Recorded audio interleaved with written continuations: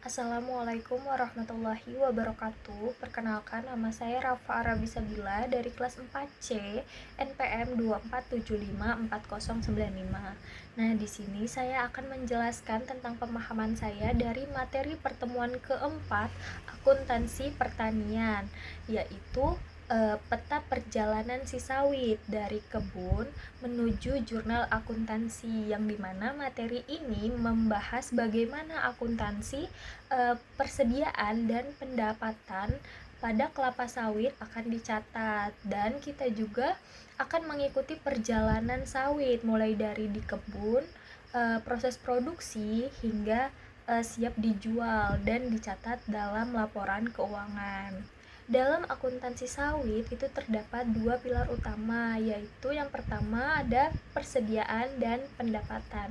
Nah, persediaan itu berkaitan dengan posisi keuangan atau aset perusahaan, sedangkan pendapatan itu berkaitan dengan kinerja operasional perusahaan. Nah, standar yang digunakan itu meliputi yang pertama ada PSAK 241 tentang agrikultur. Nah, ini fokus pada aset biologis dan panen. Yang kedua itu ada PSAK 14 tentang persediaan. Nah, ini fokus pada produk olahan pabrik. Dan yang ketiga itu ada PSAK 115 tentang pendapatan. Nah, ini fokus pada kontrak pelanggan. Selanjutnya itu ada roadmap perjalanan rantai nilai sawit, yang dimana perjalanan sawit dimulai dari pohon kelapa sawit sebagai aset biologis, kemudian masuk ke titik panen TBS, yang dimana merupakan checkpoint 1 yang diatur oleh PSAK 241. Setelah itu sawit akan diproses ke pabrik pengolahan menjadi CPO dan kernel yang diatur PSAK 14 yang merupakan checkpoint 2. Nah, lalu akan dilakukannya penjualan kepada pelanggan yang merupakan checkpoint 3 yang diatur oleh PSAK 115. Selanjutnya itu ada checkpoint 1 yaitu titik panen yang diatur oleh PSAK 241. Nah, ini diukur menggunakan nilai wajar dikurangi biaya untuk menjual. Nah, nilai dari perhitungan ini akan dianggap sebagai harga perolehan yang baru pada tanggal panen. Nah, selisih dari nilai tercatat aset biologis dengan nilai wajar TBS yang dipanen itu akan langsung diakui sebagai keuntungan atau kerugian dalam laporan laba rugi pada periode berjalan. Lanjut, itu ada anatomi jurnal mencatat panen TBS, yang dimana contoh kasusnya itu kasus agrowisata Nusantara pada tanggal 10 April 2025, di mana panen 100 ton TBS dengan nilai wajar sebesar 1.900.000 per ton. Nah, perhitungannya itu panen TBS dikalikan dengan nilai wajarnya, dan jurnalnya itu persediaan TBS sebesar 190 juta didebit pada keuntungan atau kerugian dari penilaian TBS sebesar 190 juta di kredit. Nah, persediaan aset biologis itu tidak diukur dari uang yang dikeluarkan, melainkan dari nilai wajar yang tercipta di pasar pada saat panen. Selanjutnya itu ada checkpoint 2 yaitu masuk pabrik yang diatur oleh PSAK 14. Nah, sawit itu akan diproses ke pabrik pengolahan menjadi CPO atau minyak kelapa sawit dan kernel atau inti sawit. Nah, persediaan CPO dan kernel itu dinilai berdasarkan biaya perolehan atau nilai realisasi neto. Nah, pilih mana yang lebih rendah. Nah, biaya tersebut meliputi yang pertama ada biaya pembelian, contohnya bahan baku. Yang kedua itu ada biaya konversi, contohnya tenaga kerja dan overhead pabrik. Yang ketiga itu ada biaya lainnya, contohnya seperti biaya angkut hingga produk tersebut siap dijual. Selanjutnya itu ada matriks penilaian persediaan, yaitu ada FIFO dan rata-rata. Yang pertama ada FIFO atau first in first out, yang dimana barang yang pertama kali masuk maka barang tersebut yang akan pertama keluar. Nah, ini cocok untuk barang yang memiliki masa simpan atau kadaluarsa.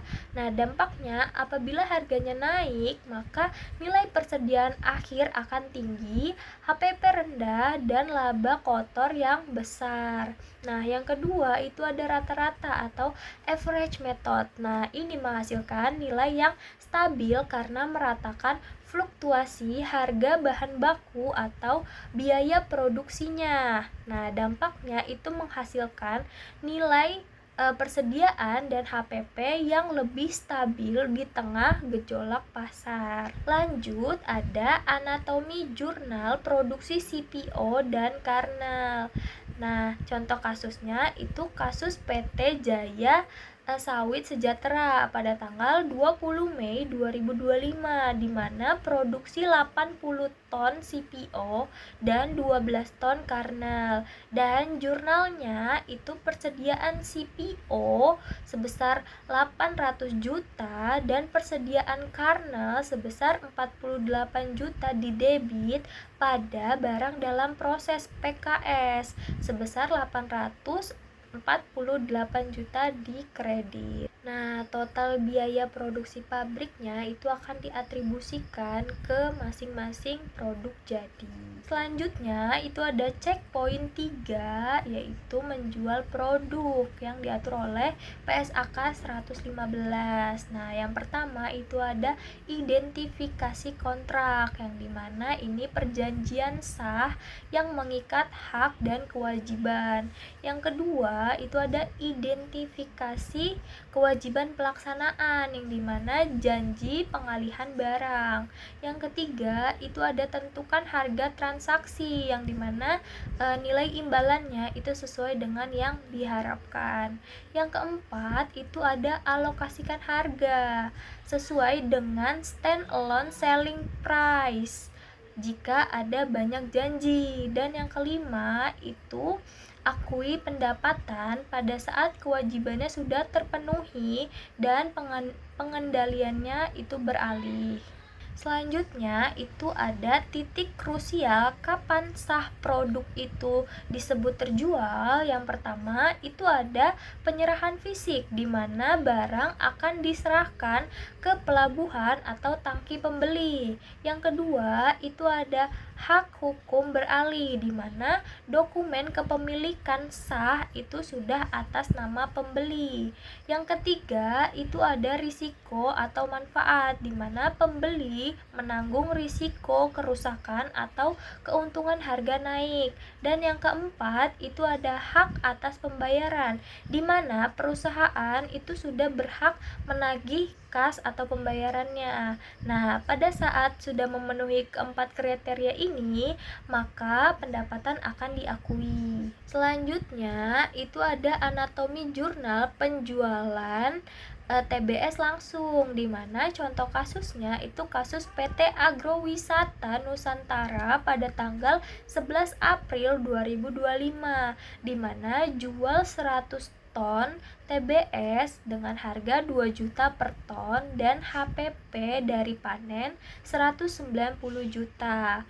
Nah, jurnalnya itu, jurnal yang pertama itu kas di debit sebesar 200 juta pada pendapatan penjualan TBS di kredit sebesar 200 juta. Dengan perhitungannya itu dari jual TBS dikali dengan harga per ton. Nah, jurnal yang kedua itu apabila kita menggunakan sistem perpetual, maka HPP akan dicatat, yaitu jurnalnya beban pokok penjualan TBS di debit sebesar 190 juta pada persediaan TBS di kredit sebesar 190 juta. Lanjut, itu ada anatomi jurnal penjualan CPO bernilai tinggi, di mana kita menggunakan contoh kasus PT Prima Suitindo pada tanggal 12 Mei 2025, di mana dijual 1000 ton CPO dengan harga Rp12.500 per ton secara kredit dengan HPP 9 juta. Nah, jurnal yang pertama itu untuk penjualan secara kredit. Jurnalnya piutang usaha di debit sebesar 12.500.000 pada pendapatan penjualan CPO di kredit sebesar 12.500.000. Nah, jurnal yang kedua itu apabila menggunakan sistem perpetual, maka HPP akan dicatat untuk pencatatan barang. Jurnalnya itu harga pokok penjualan di debit sebesar 9 juta pada persediaan CPO di kredit sebesar 9 juta. Nah, yang terakhir itu ada peta konsep pamungkas SAK sawit. Nah, ini terdiri dari produk fisik, standar SAK, dan dasar pengukuran utamanya. Nah, yang pertama itu ada tandan buah segar, merupakan produk fisik dari titik panen yang diatur oleh PSAK 241 dengan dasar pengukuran nilai wajar dikurangi biaya untuk menjual. Yang kedua itu ada CPO dan karnel. Nah, ini merupakan produk fisik pada saat sawit masuk ke pabrik. Nah, ini diatur oleh PSAK 14 dengan dasar pengukuran pilih mana yang lebih rendah antara biaya perolehan atau nilai realisasi neto. Nah, yang ketiga itu ada pendapatan, yang dimana ini merupakan produk fisik pada saat penjualan produk CPO dan karnel. Nah, ini diatur oleh PSAK 115 dengan dasar pengukurannya itu dari 5 kontrak yang sebelumnya sudah dibahas dan diakui pada saat pengendaliannya itu sudah beralih. Sekian pemahaman dari saya akhiri. Wassalamualaikum warahmatullahi wabarakatuh.